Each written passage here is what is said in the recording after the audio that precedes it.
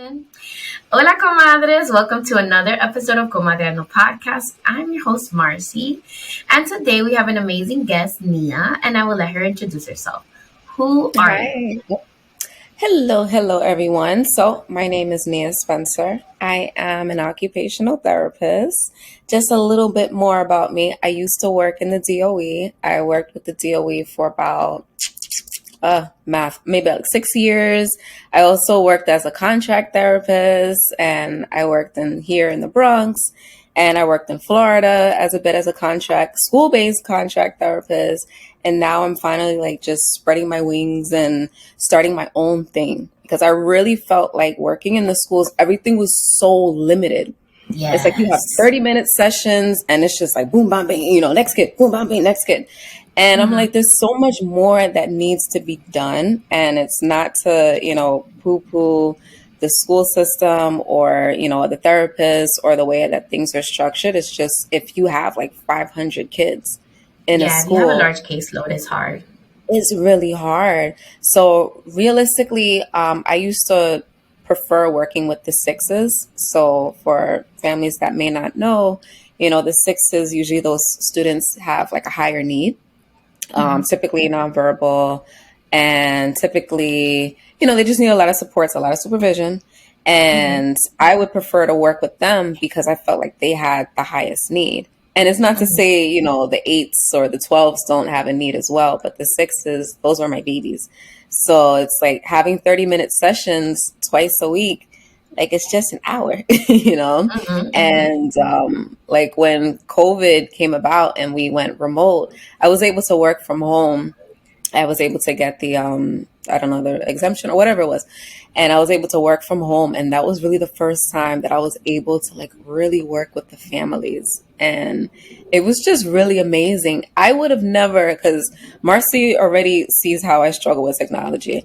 I would have never, ever imagined working virtually with families. Like it just seems so backwards for me. It's like, what? You had a computer screen.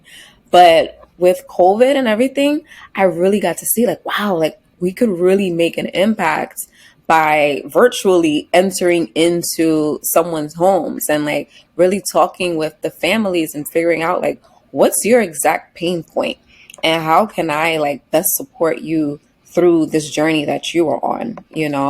So being able to have that level of communication with the families, as well as seeing the kids, in their natural environment, it was just like that really opened up my eyes to see like, wow, like let's do something with this. Like, let's really like, push our way into being more of like a holistic type of therapy versus just seeing the kids for 30 minutes twice a week in the school system. I really love that holistic approach.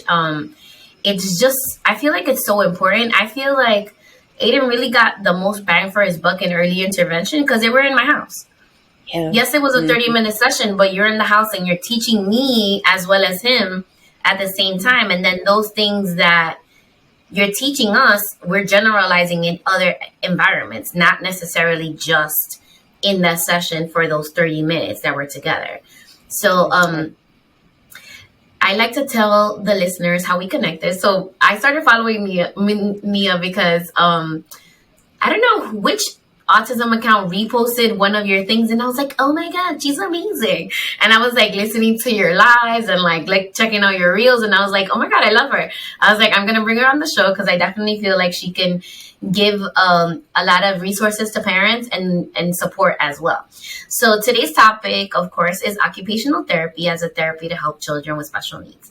And the reason why the topic came about is that there have been parents and specialists on the show that have differing views about OT and what it does exactly and how it works. So, and people question whether or not it's actually beneficial to children, which is ridiculous. But, I entertain everybody's opinion, and I like to provide proof and facts and data.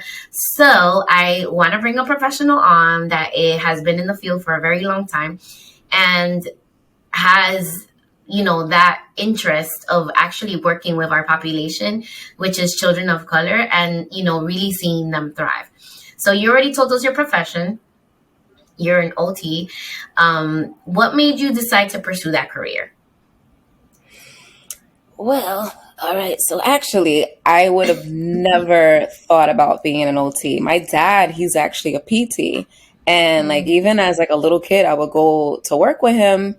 And, like he would like work in nursing homes and I would see the OTs. I'm like, I don't know what they're doing. All I see is I don't know if you guys have ever seen like in the nursing home, they have like this little arc and you'll see like a little senior old man like trying to move the ring from one side to the other side. I'm like, I had no idea what OT was. Like an abacus?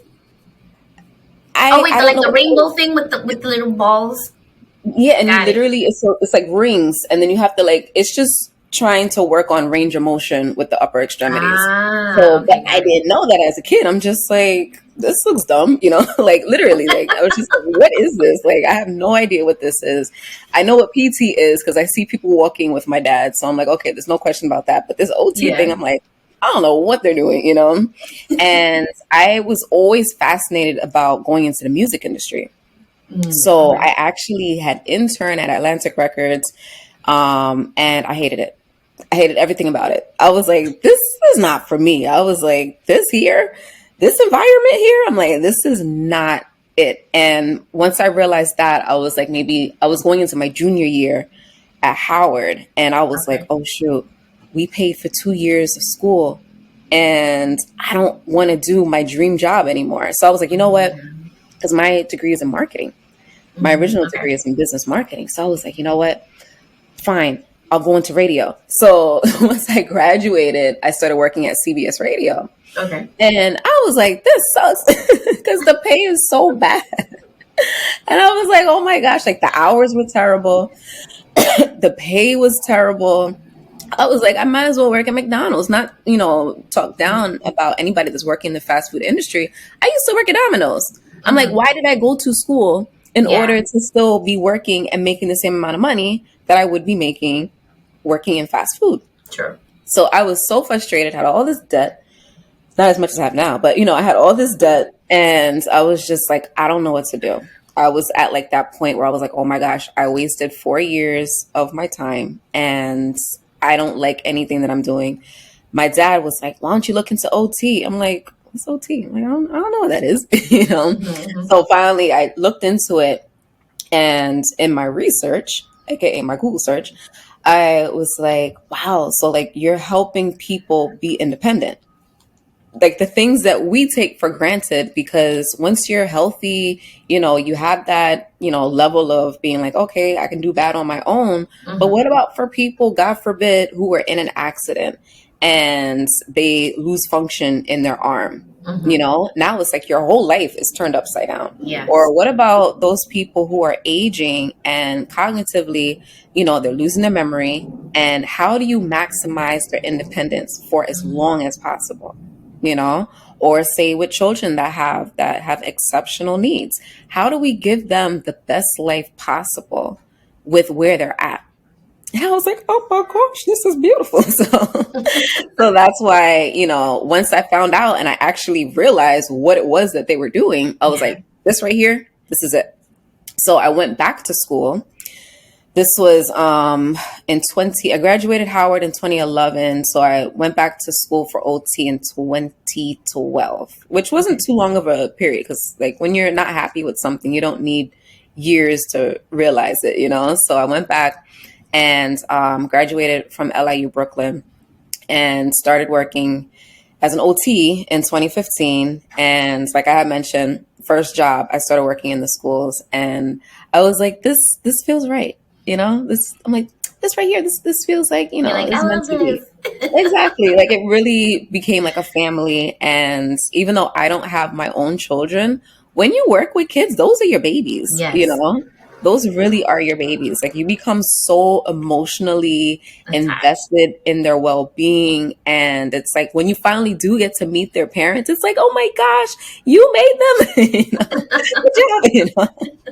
So it's just like a type of profession where not anybody could work with exceptional needs children. Like for Yes. you, I give you so much credit, Marcy, because working as a special ed teacher, you guys don't get enough credit. You guys really don't get enough credit. And you know, I'm giving you your flowers where the Thank flowers you. are due. I started in a 6 as well, and I feel like as a teacher, yeah, you don't you did I don't do it for the recognition, because if it was that, I wouldn't be teaching. Yeah. But I do love, my payoff, my biggest payoff is like seeing the look of comprehension in their eyes when I'm explaining something. That just like hits my heart. I'm like, yes, this is why I do it all the time. But I like, yeah, like, did you start in District 75 or community school? I've always actually no, I'm lying. When I had first, because when I actually no, when I first started, I was in D75, Okay. and that's when I was a contract therapist. And then when the DOE called, because I was able to get the scholarship, which was Oh, like wow. even like an additional layer of I'm in the right place at the right time, you know. Girl. And so once the DOE called, it was like, all right, we're ready to start. I did coverage for an OT who was on medical leave. So I worked 6 months in a community school. Okay. And honestly, I really didn't enjoy the community school.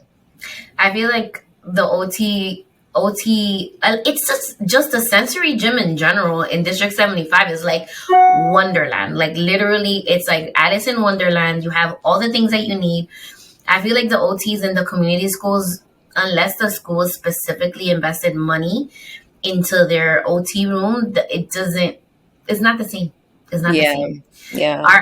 Like I worked for P94, which is located in Lower East Side on like in Manhattan, and their sensory rooms were insane. Like all kinds of therapy, like all the toys, like all the things, and the OTs didn't have to put any of their own money because the funding was used properly and allocated for the supplies that they needed. Must be nice. I've only worked in the Bronx, so I've only seen that's cool. If you get a chance to go and visit, their buildings for the most part are new, and then like all the newly constructed sensory rooms are chef's kiss. Wow. Yeah. So what made you work? Because the thing is, you had different options of working with different populations. So what made you pick special needs kids specifically? Honestly, like when I had the contract, I didn't even ask many questions as to like what age, whatever. Like when when you're working with an agency, it's like, okay, we're sending you here. This is where the highest need is. And I'm small. I look young, I'm 33, but I look like I'm 12. So whenever I was in the high school, it almost had like a weird sense of like, I can kind of relate to the kids in a way. For the little ones, they're really struggling with like emotional regulation, and it's harder. It's harder to work with the younger kids for myself. Other people, they love it. They're like, oh my gosh, you're so cute. But the older kids, the teenagers, I felt as though they kind of were in their own skin by this point. Yes, you are dealing with hormones. That's a whole nother ball game. But for the most part, it's like they have like a better sense of like regulation versus the little ones. The little ones, they're just like, oh my gosh, what's happening? Where am I? It's a lot. It's a lot. Because even for myself, like, and mind you, I'm neurotypical, but even for myself in kindergarten, I was a runner. Like if I didn't want to be there, I'm out. You're like, I'm out. You're like, this like, is nice. I'll see y'all later. Peace. Girl, I would twice. I ran out the building. Oh my God. What did the teachers do? Actually, I feel as though the teachers were more of just like, oh shoot, that could have gotten really bad. Yeah. One time in pre-K, I actually kind of like wandered around the building, and the teachers, they never took it out on me. Because I think they realized like we could have really gotten into some serious trouble. It was more of like the teachers yelling at each other, like, oh my gosh, you didn't know where these kids were. Da, da, da, da. But I was definitely the type of child, if I didn't want to be somewhere, I'm going. I'm leaving. Goodbye. So now... Yeah, go ahead. So now imagine I can at least advocate for myself. I may not say I'm leaving, I may just show you, but it's like I'm a neurotypical child. Now imagine for a child that has like, sensory overload and they don't know how to communicate it. They don't know what they can do about it, and it's just like a sense of like helplessness. And I feel terrible for them. I was gonna say that people used to be like, people used to ask me like, oh, why do you go teach in sneakers? Why don't you like wear heels and stuff? You're a fancy teacher. I'm like, listen, when these little kids decide that they are no longer going to be in my classroom, I need to bolt and I need to be able to run and fast. Like, not on my watch. Like, not on my watch. I am not losing a kid. Nothing. But I can totally relate. So I know that during the pandemic, you kind of like saw what it was like to be virtual and like help the students. So I wanted to ask you, what inspired you to create this amazing program? 1 second. So during the pandemic, you kind of saw what it was like to have a virtual program and help in a different kind of way and help the child as a whole. So what inspired you to create this amazing program that is Spectrum Lingo? That's a very loaded question. So initially I had like, sometimes I get like visions of like glimpses of the future. And I saw myself teaching young adults, autistic young adults. And I don't know what I was teaching them, but I knew I was in a classroom setting with them. And that always sat in the back of my mind. And I just didn't know how to execute it. My plan was always like, okay, I'm going to give the DOE 10 years and then I'll be vested and da. That was always my plan. And then I'll see about this whole idea. And then once everything happened, like with COVID, I was like, you know what? Time's now. Mm-hmm. And that was like really like the push for myself. That was a push that I needed. And after that, it was just like everything keeps falling into place. Like I put it in my mind, okay, I need this, whether like the Spectrum Lingo program, it's video-based lessons. And you already know, Marcy, I'm not techie. So I needed help when it came to filming everything. Like, I purchased a new phone, before I had my iPhone 8, because I'm the type that it's like, as long as it's working, I'm keeping it. I got a new phone because I was like, okay, maybe I could like video and whatnot. And I was like, this is not the quality that this population deserves. This population deserves the right quality. They deserve the best. So how can I put myself in a position where I can give them what they deserve? And I put it in my mind, and literally, like, I ran into a guy. His name is Uwe Abraham. He owns his own tech platform, his own online tech platform. And I told him, I was like, look, this is what I have in mind. I want to teach teens and young adults that are autistic teens and young adults social skills.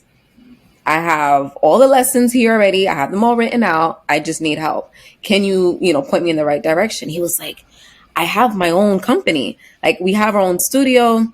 We have everything you need. And I'm like, all right, let's do it. So once I met up with him, which was literally like, it was destined for me to like meet him. His son is autistic. So his son is 14. His son is also 14 years old. Wow. And when he heard what I was looking to do, he was like, I'm going to help you. Let's do this. I'm going to help you. So he was able to give me a bargain because, the DOE is not paying that much money now. So he was able to give me a bargain. I'm no longer working with the DOE, but he was able to give me a bargain and he worked with me and we hired actors. I really enjoyed directing the scenes. Like everybody was saying, like, you make a really good director. I was like, you know. So it's a mixture of me explaining what the topic is. We have like different picture examples. We have the actors acting out different scenes. It's really a dope program. And like when you're just so busy, you're just like in the mix, you're just like, all right, you're just kind of grinding it out. When I actually went through everything, because it's not even just videos, like we also have activities, there's quizzes, there's different prompts, different writing prompts, and when I was going through everything from top to finish, that was 24 lessons. I had to cut it. 24 lessons. I was like, oh, shoot. Oh, like, this is really good. Yo. I was like, wow, this is really, really good because the lessons, they tie in to one another and they build on one another. Wow. So since it's teaching social skills, we broke it in. I'm always going to say we, but it's just me. So we broke it up into 3 sections. We broke it up into cognitive, social skills, because you have to know, like, what are the rules when I am trying to talk with someone? Like, Yeah. what am I supposed to say? What is not appropriate? What is appropriate? You know, things that we take for granted. And of course, we still mess up. We say things that are not appropriate, you know? And then we have the social skills, which is understanding, like, hey, you know, if you're trying to build on having a conversation, why don't you lean towards open-ended questions? And we teach you how to ask more open-ended questions, and like just trying to teach kids, teens, adults how to stay on topic, because it's very easy to talk about what you want to talk about. But if someone asks you to say, hey, how was your day? And you start talking about your favorite TV show, like, that's great that you love your show. However, that's not answering the topic. That's not talking about what is like the topic of the conversation. Talk about that. This is so important. And I love it. And then we talk about the emotional skills, because we are such emotional creatures. Like, as humans, we are very, very emotional. And we teach the students not only about identifying what an emotion looks like, but how does that feel? When your engine is starting to run and you're getting anxious, how does that feel? So that you can identify it. And then we teach strategies on how to self-regulate. Wow. So if you're in a new environment and you're starting to get stressed out, what is then like the appropriate thing for you to do? Whether it's deep breathing, whether it's, you know, progressive muscle relaxation or deep squeezes, you know, we incorporate all of that. And literally, Marcy, I kid you not, the way that this program just flows so well together, I'm like, this wasn't me, Marcy. Like, I'm telling you, like, I don't know if you're religious, if you're spiritual. Girl, that was Jesus. But it was like, whew, there we go. Exactly. Like, it all is that I'm guided. Like, I'm being guided and I'm being obedient as a child of the Most High. And I'm just following, like, this is what needs to be done. And you have the power to do it. You have the power to help families. And like, the time is now. Like, it's been long enough that it's like this population is not getting the supports and the attention that they need. It's like, you know, I had put on the Instagram. I sound so old. I'm like, on the Instagram. On Instagram. That they did it. I can't. I had posted that they did a research study this summer, the JAMA. It's like a psychiatry type study, and Journal of Adolescent something, whatever, association. Yeah, that yeah. They had released that this summer. They said the rates of autism diagnosis is now 1 in 33. Girl. The CDC is still sticking with the 1 in 44. However, you and I both know that in our schools, especially in D75, not even just D75, because even when I was working in Gen Ed contract earlier this year in Florida, I'm like, the amount of classes that are needed for just autistic students, it's literally like, it's mind-blowing. It is mind-blowing. And I know some people, they'll say, oh, well, you know, it's just because they're diagnosing it better. I'm like, no, these children, they're not like borderline, like, oh, I wouldn't have really assumed, but you know, like, now that I'm testing it, it's autistic. Like, no, it's very like clear that they are autistic. So, you know, being that this is becoming so common, unfortunately, that it's being so common, what are we going to do about it? Like, it's very easy to say, oh, this is causing it, that's causing it. I'm sure there's a lot of things that's causing it. I'm not going to get into that. But at the end of the day, we're here now. Yeah. And let's support the families. Let's support the children. Let's figure out how we can get this information to help families thrive and be empowered, you know? So even, I don't mean to ramble, but I have three things that I'm launching next month. And the first is that I'm doing a free webinar. And the free webinar is specifically to help parents and caregivers from burnout. Because Yes. you That's the whole know, goal of this season for this show. yeah, it's like people need support. And a lot of times it's like you want to give because this is your child, Mhm. or if it's your niece, your nephew, whatever the relation may be, you want to give and give and give and give and give. However, is your cup even like, does it have any substance left to give? Mhm. It's very easy to get lost in just giving and forgetting to pour back into yourself. So I'm doing a free webinar on this to help families and caregivers be empowered and to regain health. 'Cause if Yes. you health is wealth. If you don't have health, what you working with? Yeah, we worry so much about our kids' health, right? Mental health and everything. But then how can you be at your optimal when you're not pouring back into yourself? It's Yeah, impossible. it And really this is is. what I've been teaching the parents through the show is that you need to take a minute, 2 minutes, 5 minutes for yourself. Like, it's not selfish. It's actually better for your child. There's scientific studies. I'm not going to quote like some random numbers, but I don't have them with me.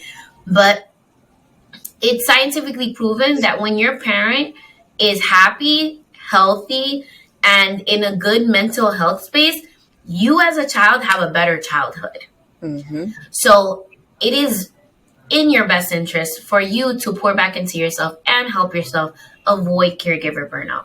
I actually interviewed, there's a documentary that is being screened right now, and it's called Unseen, How We're Failing Parent Caregivers and Why It's Important. I'm misquoting the name of the film, Mm-hmm. but it's literally about that, about parent caregivers and how we as a society are failing them because we're not providing enough supports for them. And I love the fact that you're doing that for these parents because it's and free, girl. Bye. Free. I'm gonna be posting I'm having every other day. I'm having trouble with getting the information out there because I literally just got on social media this July. I was I can help you with that. peacefully living my life. I was just very happy, just minding my business. So starting from zero, I'm like, I want to share this information out, but it's, I'm doing what I can. But if you can, definitely help me get the word out. Like it's free. And we're going to be talking about nutrition, exercise, positive thinking. Like mindset is so important. We're going to talk about that. Did I mention sleep patterns? No, you And it's didn't. just okay, yeah. So sleep patterns, and these are just like things that we just are just like, okay, yeah, whatever, yeah, I'll go to sleep when I can. It's like, no, you need rest. You need to go to sleep. Like, if your child, I know a lot of children that are autistic, they battle with cycles of insomnia. Girl, I did a So whole sleep episode about that, about how they can help the kids put their day to rest, like giving them tips and tricks. Because the thing is, listen, when I'm not sleeping, nothing is happening in my house. Like, I literally get into like full depression mode because I can't function can't without sleep. function. Yeah, it's So like your yeah, I mood definitely did a becomes whole thing. sour when you're hmm tired. You don't want to deal with your kids. And you imagine me being a special education teacher, not sleeping, and then coming home to deal with a child on the spectrum too. It's a Even though lot. Aiden's very independent now, like Mhm. that, But I he's would have been 14 in, now. yeah, I would have been in the mental institution. Seriously. Yeah, and it's not, especially with women, there's so many women that are, single moms. And I had actually spoken about this. So it's like, I don't know if you got to see one of the posts. I had did a panel discussion in Atlanta, free, free again, free. And we were talking about how so many relationships, they end up becoming How about fractured. in my backpack now? And one of the Where reasons, is it? Sorry. So you were saying a lot of relationships well, become yeah, a lot of fractured? relationships, they end up becoming fractured, but it's due to parents being burnt out. Like, when you really look at it, like, Girl, that that's the makes reason. sense. Like, when you're tapped out, you can't give to the other person because you're on E. Whatever reserves you have, you're trying to pour that into the child. So it's like literally everything falls apart based off of where you are mentally, emotionally, physically. If you're run down, everything else is going to fall to the wayside. Yo, you just like highlighted something. My brain just exploded right now, seriously. Because there's so many moms that are single moms that are moms of children with special needs. It's actually, for me, I was talking about this with the directors of the documentary. For me, it's been rare to find a 2-parent household for children on the spectrum. Yeah. And I've been working with them for over 9 years. So I just got him a dog on autism. Like, we're getting him ready to be an autism service dog, and he's a puppy. Aiden helps me with everything else except for cleaning up the poop. He doesn't have to touch it. It's literally like just putting the thing, the wheelie pad in the thing. But I digress. What were we saying? Oh my gosh. Okay. So yeah, there has to be some kind of research study like leading up to that. But like what you're saying is making complete sense. Like, they're stressed. They don't know how to mitigate that. And then the relationships end up falling to the wayside because they haven't taken time to really like feed into themselves and like help themselves get back to center. Yeah, it's so important. It's so important. But I feel as though, I don't know if there's a stigma, to admit that you're burnt out. Because again, I'm not a mother, so I can't speak on behalf of, that experience. But I just really wonder if mothers don't want to even admit that they're burnt out. Like, No, would they associate that with being a bad mom? I don't know.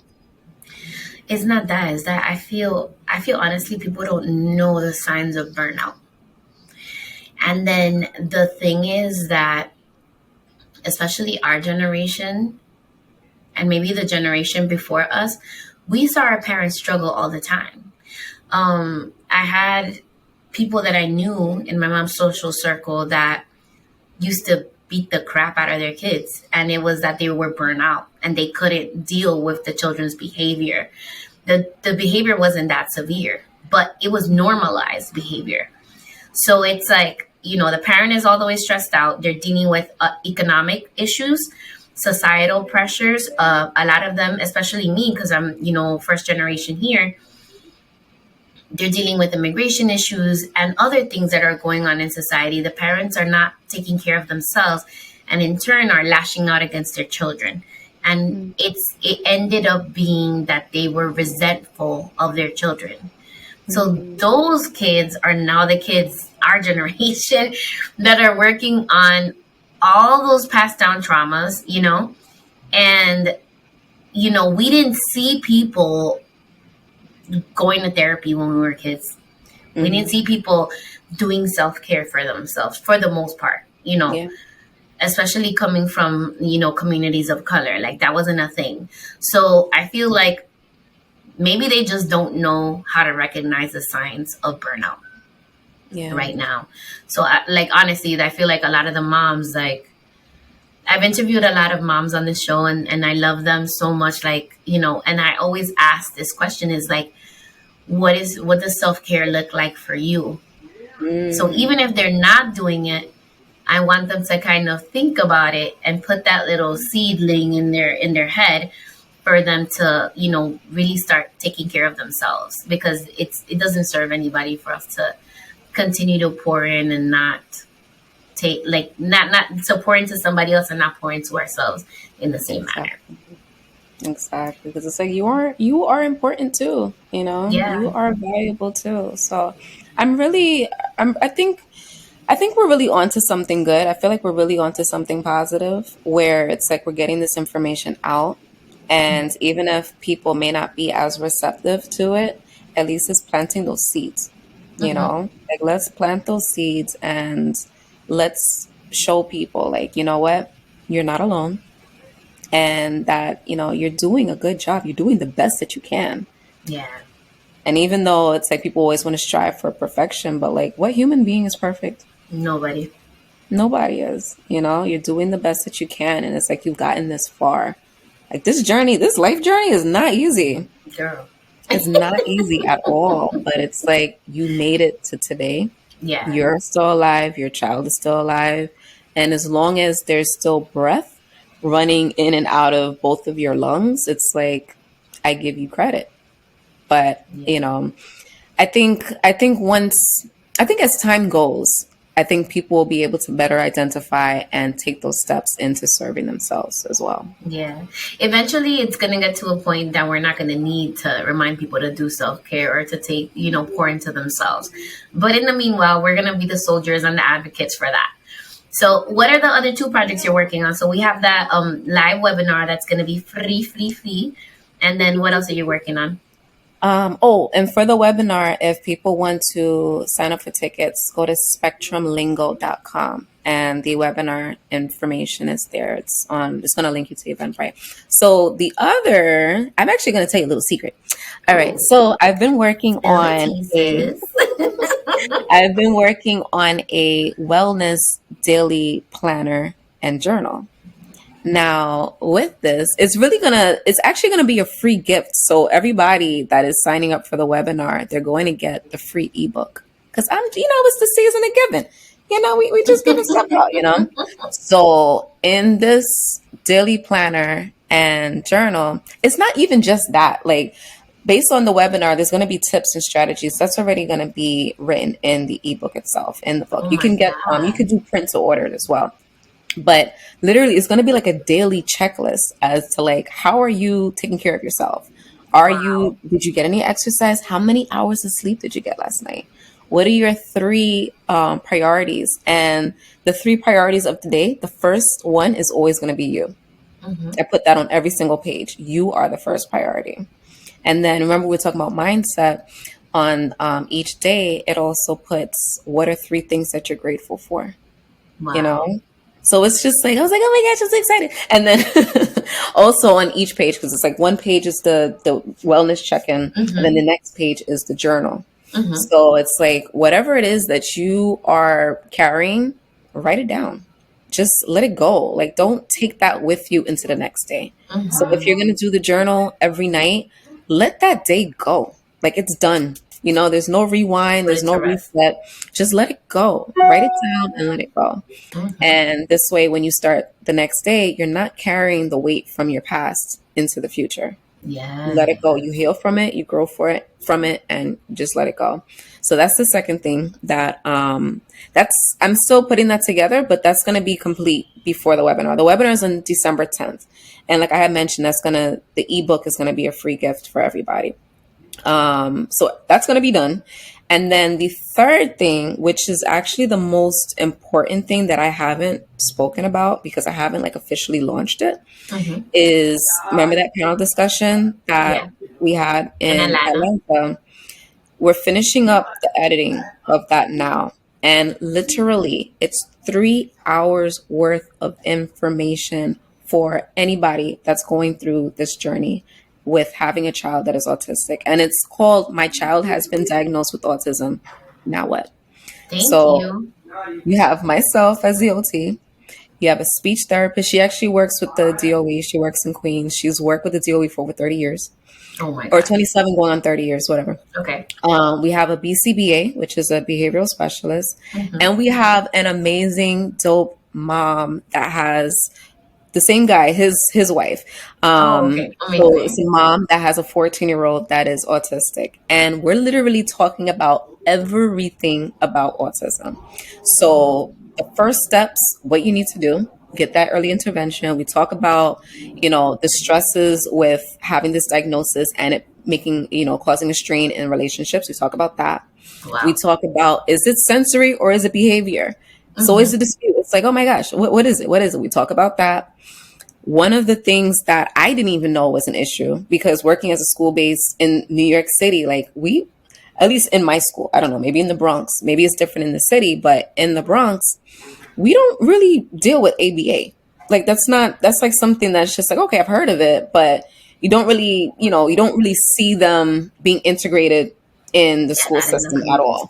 So the first thing they do once the kids turn 5 mm-hmm. is that they take the ABA off the IEP, because we don't have any ABA therapists that are school based. There's some schools in District 75 that operate on an ABA model. However, the teachers are not certified ABA therapists, but they use that approach in the teaching aspect. Oh, I So see. we used to do like a checklist of, first we would pair with the students, right? We would figure out what really motivated them, right? We would do an interest survey with parents. Then we would like sit with the kid literally like for the first hour on the first day and just kind of like offer them toys and figure out what is it that they like. Once we would figure that out, then we would come up with programs and teach in a way that uses that ABA methodology. But we were prohibited from using food as a reinforcer. Okay. So, this is the big debate of ABA. A lot of people have issues with ABA because they feel like you're treating your kid like a dog and you're like just feeding them treats before doing good behavior, which is that is not proper ABA therapy. So I love that. Sorry, I just wanted to give like no, it's such a new profession that yes, there's so many things that need to be, adjusted and can improve on, and we spoke about that. We speak about these things, and we also talked about how to find an ethical ABA center. Because you have a lot of the autistic adults. I don't know if they have an actual diagnosis or not, but a lot of the autistic adults, they have been sounding off about ABA. They've been like, this caused me harm. This was traumatizing. ABA needs to be abolished. It should only be speech and OT. And I'm like, wait a minute.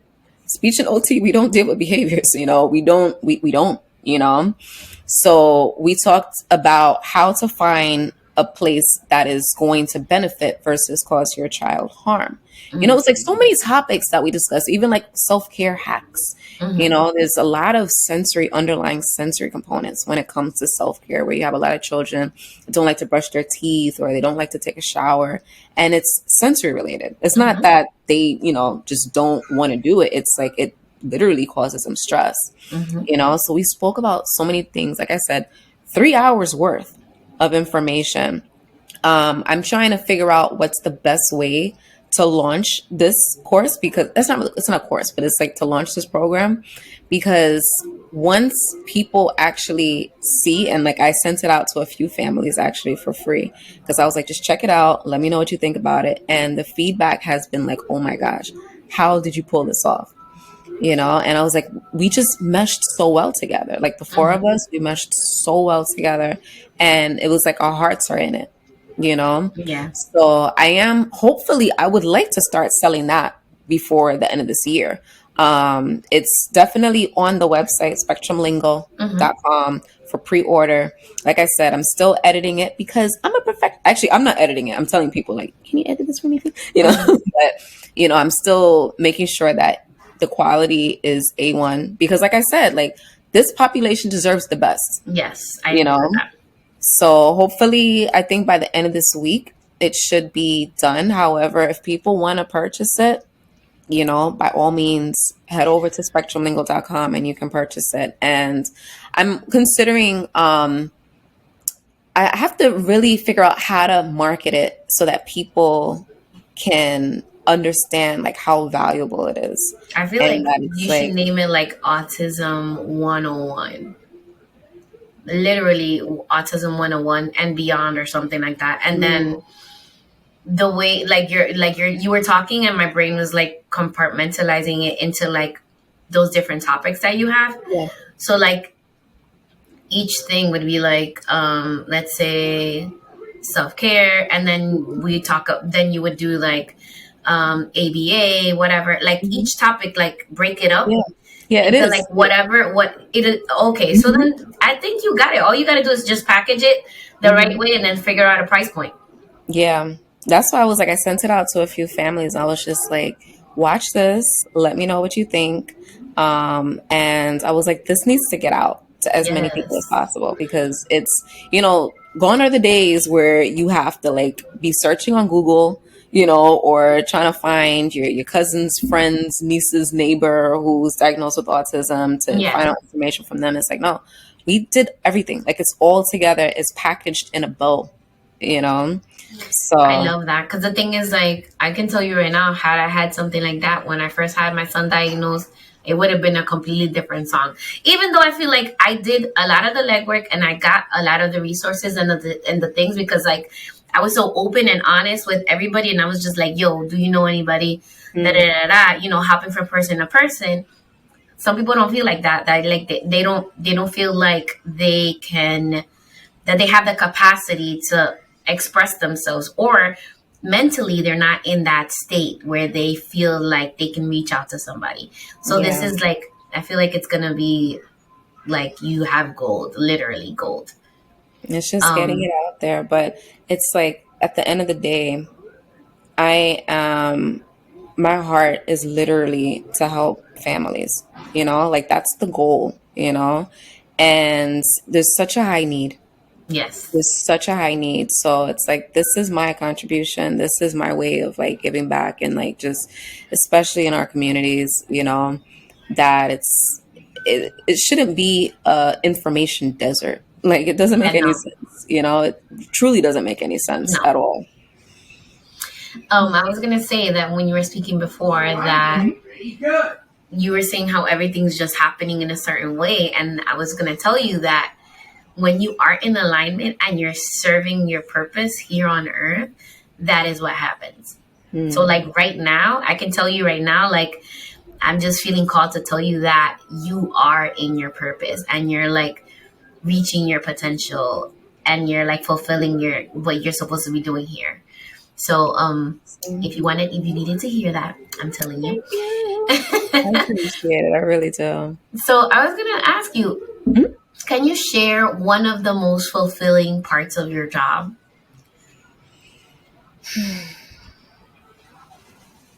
It's hard because sometimes when people give me compliments, I don't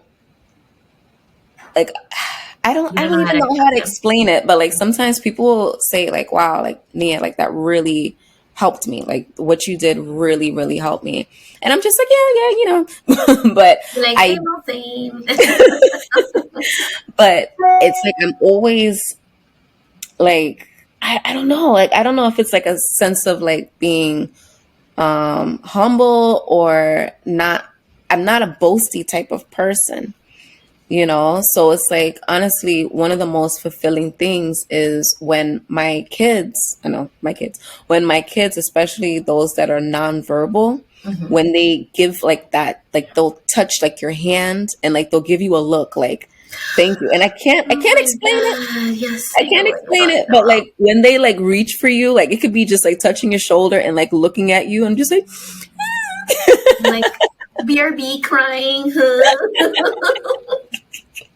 So that is one of the most fulfilling things. And that's why I really go so hard for, you know, these babies, you know, yes, no, they're twice my height, but you know, like that's truly what it is. It's like, you don't need words, because words, people can say a lot of things, but by like that I don't know if it's like an energy transference, but like when my kids who are nonverbal can like express their gratitude, that's what does it for me.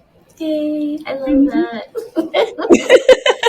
So I know you have 3 projects that you told us about, but what do you envision for Spectrum Lingo like in the next 5 years? Like, what is your ultimate goal? Okay, so sounds like an interview question. Like, So I know it's a little overwhelming because there's a lot that goes on in my brain, right? So the actual Spectrum Lingo program is for the social skills. It's complete. I just haven't launched it. Okay. Right? So this initial one is in regards to self-care. In regards to social skills. Sorry. Okay. The other 2 is going to be on work readiness as well as community integration. Yeah. They're already written up. I just need the funding. I need the funding to like film it and do it right.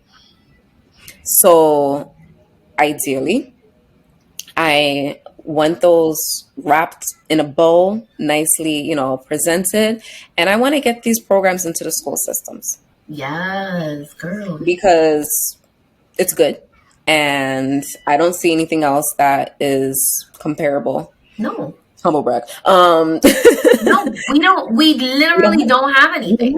Exactly. We don't have. Unless the And school takes an initiative to teach the kids that, there's nothing. There's nothing.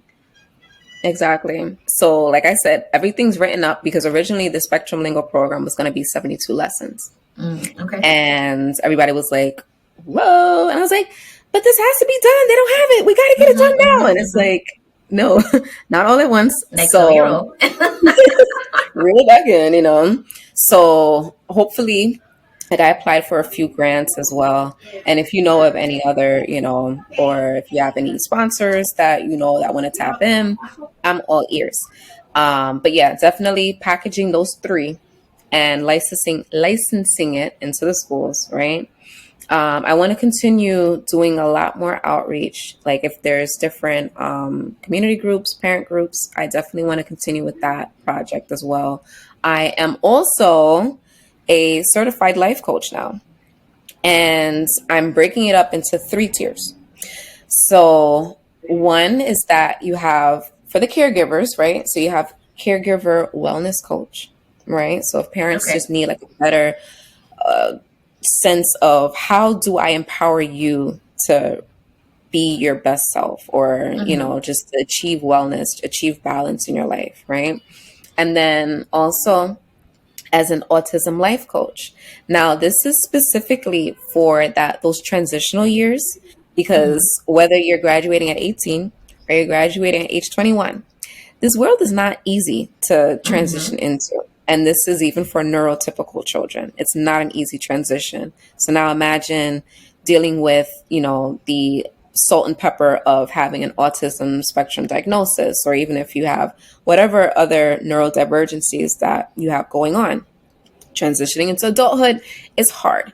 And that's where I want to tap in because I love this age group. I love, like, you know, the older kids and whatnot. So that is also what I'm offering. And then the third one is when you're going through the Spectrum Lingo program, if you want additional one-on-one help to coach you through each lesson and to give you additional activities or, you know, just to help just get you through, that is also a third tier.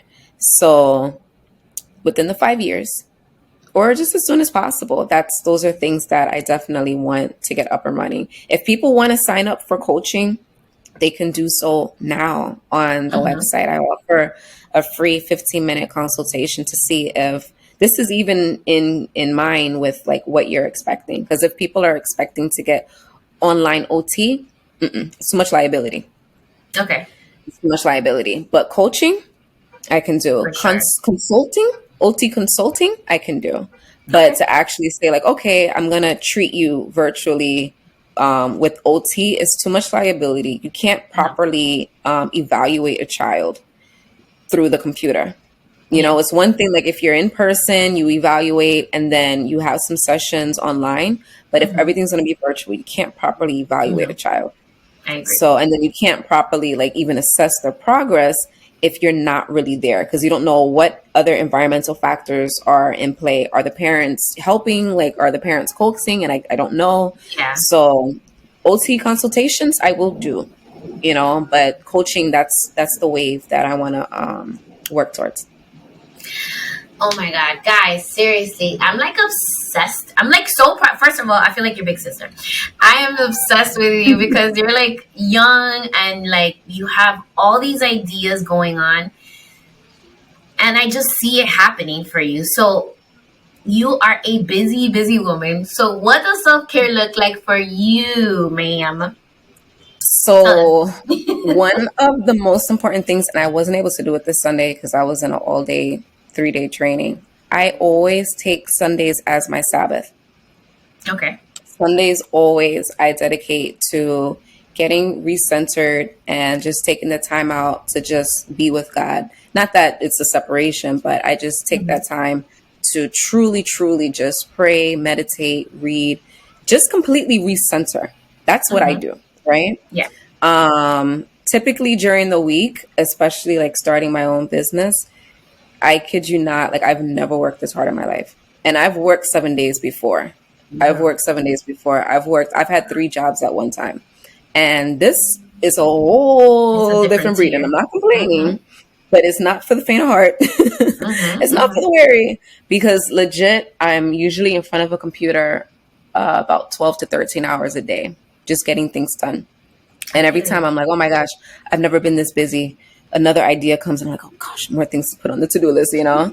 So for me, to keep me going, I am in the bed I usually, like right now this season, because I'm launching everything very soon, I'm getting to the bed a little bit later, but I always make sure I get between 7 to 8 hours of sleep a night. I don't play when it comes to sleep. I don't play. So even if I'm not getting into bed until midnight, not getting into the bed until midnight, I always make sure I get enough sleep. Like I don't set an alarm clock. I naturally like just wake up with the sun, but it's like I do not set an alarm clock, because it's like, no, if my body needs to rest a little bit longer, then let it rest a little bit longer. You know, Yeah, of course. When your body's ready to transition into the wake state, then good, let's go. And in the mornings, I always start off with reading something positive. You know, whether right now I'm reading a new book. It's not really it's just on mindset. It's called Think and Grow Rich. I'm reading that now. Okay. And I usually like to listen to positive things, positive speakers in the mornings, just to get that mindset right. Because if you don't got the right mindset in the morning, your whole day is just like, it's hard. It's definitely hard. What else do I do? Exercise. I've definitely fallen off with the exercise the past 2 weeks, because I've been very overwhelmed like these past 2 weeks. But that was something that I was doing daily. It was just like 5-10 minutes a day, but that was something that I was dedicated to doing. But I have to admit, I did fall off with that. But yeah, my sleep and mindset, I don't play when it comes to that. Good. I love that. So I'm going to end the show here. Oh my God, Nia, it was such a pleasure to have you on. And I'm so glad that we connected. And I see a lot of projects in the future for us together. Yeah. So I'm going to end the show how I usually end it, which is, excuse me, follow me at Comadreando Pod on Instagram. And you can follow Nia on IG at, can you please drop your handle? Spectrum Lingo. So Lingo, Lingo, Spectrum Lingo. Awesome. And if you have any questions at all, please feel free to send me a Comadre-Gram via email at marcy@comadreandopod.com, or slide up into my DMs. Please visit our website to catch up on the latest blog posts at www.comadreandopod.com and find out about future events. Get your official Comadre merch. I will definitely be writing a blog post regarding Nia's launching of the program and all of that, and also the free webinar that's going to be coming up on December 10th. Thank you for spending time with your comadres. You're now officially a comadre, Nia, so welcome to the club. Yes, thank you. And have a great day. Take care, everyone. Bye. Bye.